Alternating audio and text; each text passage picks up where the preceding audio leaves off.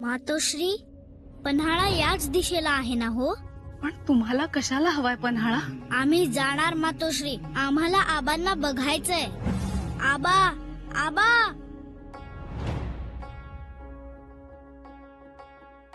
प्रणाम दादाजी.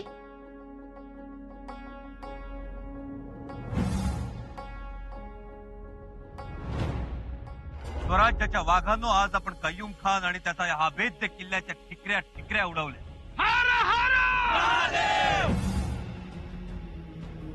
पण मग वाटणीचं काय? आबासाहेब, जशी देहाची वाटणी करता येत नाही तशी स्वराज्याची वाटणी अशक्य. महाराजांनी तलवारींची जी लांबी वाढवली त्यात 4 बोटं अजून वाढवा आणि आम्हाला तलवारीच्या वर नाळ पाहिजे. शिवाय तलवार वजनानं हलकी असली पाहिजे. काय चुकलंय आमच्या हातून यापूर्वी की आता काही चुकतंय? स्वराज्यासाठी काही अजून करायचं होतं का? करायला हवं होतं का? युवराज म्हणून कुठं कमी पडलो? मग का पाठ फिरवली आबासाहेबांनी? थोरल्या मातोश्रींना आमच्यावर का भरवसा नाही?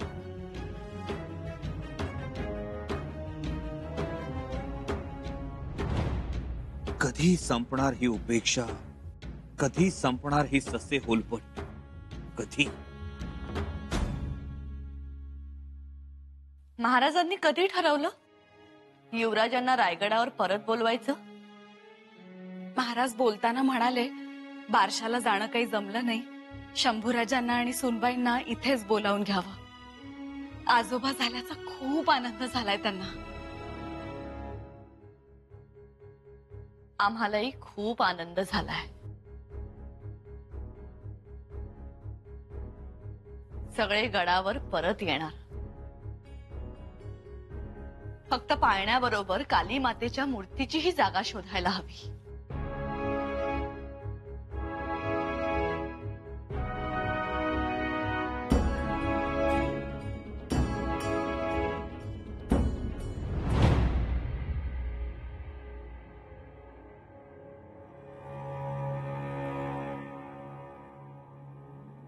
धारात्य काय हे? युवराजांनी दूध नाही घेतलं? अव दुधाचं काय?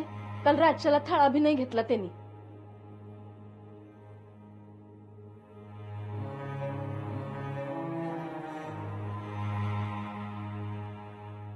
पहिल्यापासूनची सवय आहे, हातल्या जळत राहायचं.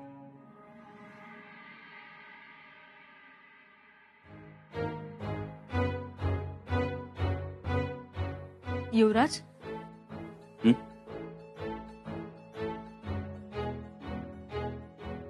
या तुम्ही. कसला विचार करताय? येसू, आम्हाला कळेनासं झालंय हे जे काही घडतंय ते कोणी मुद्दाम घडवतंय की आमचं प्रारब्धच आहे? नाही, आमचं जाऊ द्या, आम्ही सोसतच आलो आहोत. पण आमच्या लेकीच्या शुभप्रसंगात तरी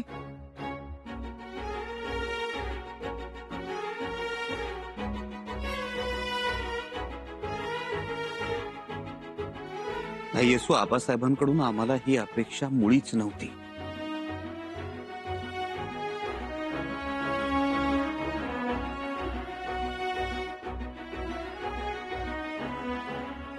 एक विचारू? हे सगळं बंद दारात ठरलं नव्हतं? येसू, बंद दाराड एवढंच ठरलं होतं की आमच्यात आणि आबासाहेबांमध्ये बेबनाव आहे असं नाटक करायचं. त्याचं निमित्त करून इथं शृंगारपुरात यायचं. शृंगारपुरात येऊन किनारपट्टीच्या सिद्धी पोर्तुगीजांवर वचक बसवायचं आणि आबासाहेब दक्षिणेत असेपर्यंत दिलेर खानाला रोखून धरायचं. वेळ पडली तर त्याच्याशी मैत्रीचं नाटक करायचं. हे सगळं तर केलं आम्ही. केलं ना? हो. आता आबासाहेबांनी आम्हाला रायगडावर बोलावून घ्यायला नको? तसं सांगावा पाठवायला नको? बरं, नाही बोलावून घेतलं आपल्याला तिकडे, स्वतः आबासाहेबांनी तरी यायला हवं ना? खरं तर बंद दाराड एवढंच ठरलं असेल तर तसा सांगावा दिलाच पाहिजे आबासाहेबांनी. येसू, आम्हाला इतरांचं काही वाटत नाही, पण आपल्या कुटुंबातल्या लोकांचं, आप्तांचं, नातेवाईकांचं, अगदी राजाराम राजांचं सुद्धा हेच मत होईल की आम्ही दिलेर खानाशी मैत्री केली म्हणून? होय हो, सगळ्यांना तसंच वाटणार. हो, कारण बंद दाराआड जी काही चर्चा झाली ती फक्त तुम्हाला माहितीये. तुम्ही, आम्ही आणि आबासाहेब. म्हणूनच आबासाहेबांनी यायला हवं होतं, पण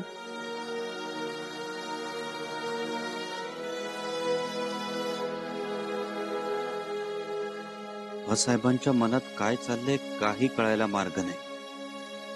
हुजूर, अभी अभी खबर आई है कि शहजादे शाह आलम को औरंगाबाद भेजा जा रहा है. एक मोहरा और भेजा जा रहा है औरंगाबाद. क्या हम काफी नहीं थे मुल्ला अहमद? तोबा तोबा हुजूर, आपके काबिलियत पर दुश्मन भी शक नहीं कर सकता. पर बात ऐसी है हुजूर, पिछले 2 सालों से हम यहाँ पर डेरा डाल के बैठे और किया कुछ भी नहीं. मुल्ला अहमद, ये बात मैं नहीं कह रहा हूँ हुजूर. जरूर दिल्ली में किसी ने बादशाह के कानों में ये बात डाल दी होगी, नहीं तो बादशाह शहजादे को ऐसे यहाँ पर नहीं भेजते. मुल्ला अहमद, क्या बादशाह सलामत को हम पर भरोसा नहीं था? हुजूर, इन सियासती कारोबार में किसी ने किसी पर भरोसा किया है. ठीक कह रहे हो मुल्ला अहमद, बिल्कुल ठीक कह रहे हो. अरे जिसने अपने वालिद को नहीं बख्शा वो भला हम पर यकीन क्यों करेगा? लेकिन हमारी चालों को तो वो अच्छी तरह से जानते थे. अरे 2 साल से हम कड़ी मेहनत कर रहे थे संभा को अपने जाल में फंसाने के लिए. एक बार संभा हमारे जाल में फंस जाता तो शिवाजी और उसका राजपाट खत्म, बिना किसी लड़ाई के, बिना किसी नुकसान के. माफी चाहता हूँ हुजूर, मुझे नहीं लगता है कि संभाजी आपके जाल में फंस जाएगा. इसीलिए मैं पहले भी कह चुका हूँ, अब भी यही कहूंगा कि संभाजी को हम कैद कर लेंगे. संभा को कैद करना इतना आसान है क्या? तो क्या हम इंतजार में ऐसे ही बैठे रहेंगे? इंतजार की घड़ियां खत्म होने वाली थी मुल्ला. संभा हमारे डेरे में आने ही वाला था कि बादशाह सलामत ने हम पर भरोसा नहीं किया और शहजादे को यहाँ भेज दिया. अब शहजादा यहाँ आकर कुछ न कुछ तो करेगा. अगर उसने हमला किया तो हमारे सारे किए किराए पर पानी फिर जाएगा. तो सोचिए हुजूर, यदि शहजादे को थोड़ी सी भी जीत मिली, थोड़ी सी भी, तो हमारा क्या होगा? तो बादशाह सलामत हम पर नाराज हो जाएंगे और फिर वही होगा जो मिर्जा राजे जय सिंह का हुआ था, यानी जहर खा के मौत. हमें कुछ न कुछ करना पड़ेगा मुल्ला अहमद. हमें शिवाजी का राज्य बिखेर देना पड़ेगा. तुम एक काम करो मुल्ला अहमद, बीजापुर वाला सरदार सरजे खान रहमतपुर में ठहरा हुआ है, हमारा खलीता उस तक पहुंचवाओ. अब इस शतरंज का नया मोहरा हमें उसे ही बनाना पड़ेगा. हाँ महाराज, या औरंगजेबानं आपले प्याद पुढे सरकवले. शाह आलम औरंगाबादेस आलाय. आता तो दिलेर खान गप बसायचा नाही, तो चौताळणार, आपल्या स्वराज्याचं लचक तोडायचा प्रयत्न करणार. होय सर्जेराव, आमच्या डोक्यात एक वेगळाच गनिमी कावा निर्माण होतोय. काय महाराज? त्या शाह आलमला जर आपण आपल्या बाजूने वळवलं तर?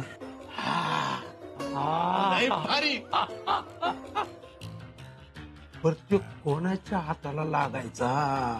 पण आंबीरराव, त्या अगोदर आपल्याला एक गोष्ट करायची, त्या दिलेर खानाची वळवळ थांबवायची. आम्हाला एक खात्रीशीर खबर मिळाली. दिलेर खान आणि बिजापूरचा सरदार सरजा खान हे दोघं भेटणार आहेत. भेट रहमतपूरला ठरली, मोगली तळावर. ही भेट होऊन द्यायची नाही. त्या दिलेर खानाला ही नीरा नदी ओलांडून खाली उतरू द्यायचं नाही. आणि त्यासाठी आपल्याला ह्या 2 जागा खूप महत्वाच्या आहेत, सातारचा किल्ला आणि परळीचा किल्ला. सातारच्या किल्ल्याचं ठीक आहे, पण परळीच्या किल्ल्यावर शिबंदी जरा कमीच आहे, आणि तिथं समर्थ रामदास स्वामींचं वास्तव्य आहे. जय जय रघुवीर समर्थ, गणाधीश जो ईश सर्वा गुणांचा, मुळारंभ आरंभ तो निर्गुणाचा. नमो शारदा मूळ चत्वारवाचा, गमू पंथ आनंत या राघवाचा. श्रीराम मना सज्जना भक्तिपंथेची जावे, तरी श्री हरी पाविजे तो स्वभावे, जनी निंद्यते सर्व सोडून द्यावे, जनी वंद्यते सर्व भावे करावे. श्रीराम प्रभाते मनी राम चिंतित जावा, पुढे वैखरी राम आधी वदावा. सदाचार हा थोर सांडून येतो, जनी तो चितो मानवी धन्य होतो. जय जय रघुवीर समर्थ.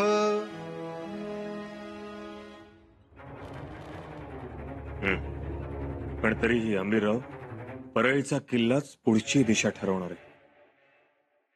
सरजा खान आणि दिलेर खान यांची भेट कोणत्याही परिस्थितीत होऊ द्यायची नाही. त्यांची चांगलीच कोंडी करा. होय महाराज, तिथं करूच.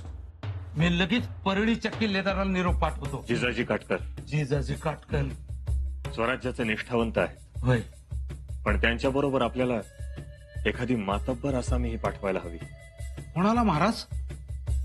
कोणाला पाठवायला हवं परळीच्या किल्ल्यावर?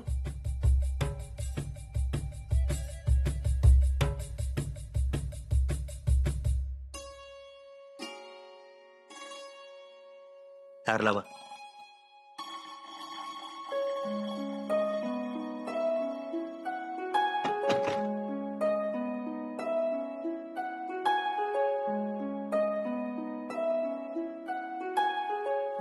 येसू, आम्ही आबासाहेबांना एक नजराणा पाठवणार आहोत. एक अशी गोष्ट जी त्यांनी अनुभवली आहे पण पाहिली नाही. अगं बाई, अशी कोणती गोष्ट? युवराज, काय चाललंय तुमचं? घटकेत उदास असता, घटकेत आनंदी असता, कधी आबासाहेबांवर रुसता, तर आता म्हणताय की नजराणा पाठवणार. येसू, आमचं असंच आहे. समोरचा दरवाजा उघडो अथवा न उघडो, आपण ठोठावणं सोडायचं नाही. हा नजराणा. हा कोणता नकाशा? येसू, हे आपलं विस्तारलेलं स्वराज्य, रायगड पासून ते अगदी जिंजी तंजावर पर्यंत. खरंच एवढं मोठं स्वराज्य आहे आपलं. हा नकाशा कुठेच उपलब्ध नव्हता. आम्ही तयार करून घेतला. आबासाहेब खूप खुश होतीलच, पण त्याहीपेक्षा जास्त खुश तेव्हा होतील जेव्हा हा पिवळा भाग पाहतील. पिवळा भाग? हे पा, ही तापी नदी, ही नर्मदा. औरंगाबाद, जळगाव, बुऱ्हाणपूर, चंद्रपूर, रायपूर ते गोदावरीच्या समुद्र संगमापर्यंतचा प्रदेश जो आम्ही घेणार आहोत. म्हणजे उत्तर दिग्विजय. चांगली संकल्पना आहे. आवडली? आता शुभस्य शीघ्रम. फक्त एक करा, फार तर फार दक्षिणेचा नकाशा आबासाहेबांना पाठवा, उत्तरेचा नको. कारण हा नकाशा जर कोणाच्या हाती लागला तर आपला मनसुबा उघड होईल. त्यापेक्षा प्रत्यक्ष आबासाहेबांना भेटूनच हा मनसुबा सांगावा. वा कुलमुक्त्या, तयार झालात की? तसंच करतो. आबासाहेबांना फक्त खलिता पाठवतो, भेटीला येतो आहोत. आणि त्यांच्या निरोपाची वाट न बघता निघू रायगडी. आबासाहेबांना भेटूनच सांगू मनसुबा उत्तर दिग्विजयाचा.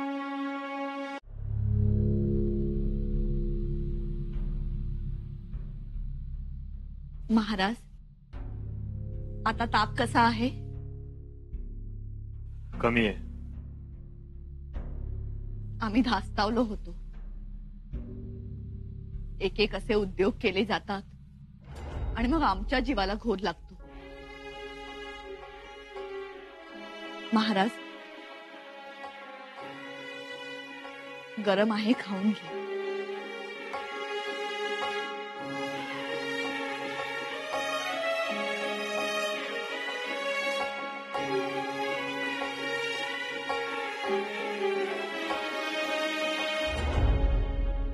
एक विचारू?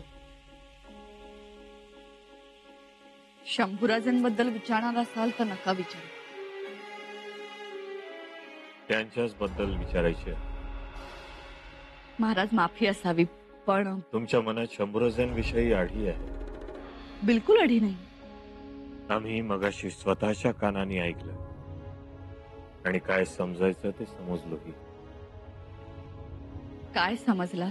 शंभूराजांच्या गडावर येणं तुम्हाला मंजूर नाही. असं नव्हतं म्हणायचं आम्हाला. म्हणजे अघोरी पंथाचे रीतिरिवाज शंभूराजे घरात आणणार. मग असं वाटतं की आडे वेडे घेऊ नका. कधीच घेतले नाही. मग सांगा, अगदी निसंकोचपणे बोला. आमची फार विचित्र अवस्था झाली आहे महाराज. लेकरू आपलं म्हटलं तर स्पष्टपणे बोलता येत नाही, आणि स्पष्टपणे बोलायचं म्हटलं तर लोकांना सावत्रपणा दिसतो. आम्हाला तसं नाही वाटलं. बोला. शंभूराजे चांगले आहे, पण अविचारी आहे. भावनेच्या भरात निर्णय घेतात. लहानपणापासून त्यांना सहानुभूती मिळत गेली, आणि आता त्या सहानुभूतीची त्यांना सवय लागली. 9व्या वर्षी हे केलं, 10व्या वर्षी ते केलं. आग्रा, मथुरा, ब्राह्मणांच्या घरी राहिलो, चालत आलो, सतत या सगळ्या गोष्टींचा पाऊ करत असतात ते. परंतु महाराज, यात आपली मुत्सद्देगिरी. आपण त्यांना आपल्या सोबत नेलं आणि सुखरूप घेऊन आला. मग यात त्यांचं काय? आजही ती परिस्थिती आली तर राजा रामराजे सुद्धा शत्रूच्या गोटात शिरतील आणि जायलाच हवं. पण म्हणून 9व्या वर्षी केल्या कामाची सतत याद करून द्यायची म्हणजे काय? काय तर म्हणे आम्ही 15व्या वर्षी मोहीम केली, युद्ध जिंकलं. 14-15व्या वर्षी बुधभूषण लिहिलं. पण या सगळ्या गोष्टी खऱ्या आहेत आणि चांगल्याही. हो, आहेतच. पण आता त्याचं रूपांतर अहंकारात होऊ लागलं. शिवाय गागा भट्टही म्हणाले, हे पुढचे सवाई शिवाजी आहे. मग तर त्यांची दृष्टीच बदलली. महाराज, आमची आपल्याला प्रार्थना आहे. शंभूराजेंमधलं हे सगळं नाहीसं करा. त्यांना जाणीव द्या. म्हणावं, भ्रमात राहू नका. आम्हाला खात्री आहे, जर का या गोष्टी नाहीशा झाल्या, थोरा मोठ्यांचा त्यांनी आदर केला, मंत्र्यांशी उद्धटपणे बोलणं थांबवलं, तर मात्र शंभूराजे सोनं आहे.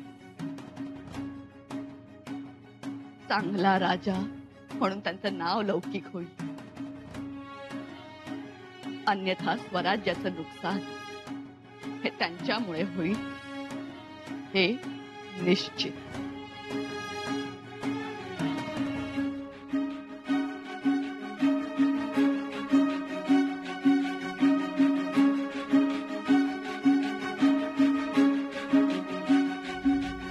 महाराज, काही मंत्र्यांचा सल्ला आहे, शंभूराजांना समर्थांकडे परळीला पाठवावं. जरूर पाठवा. समर्थांचा अनुग्रह मिळाला तर त्यांच्या जीवनाचा कायापालट होईल. आपण जसं ठरवाल तसं.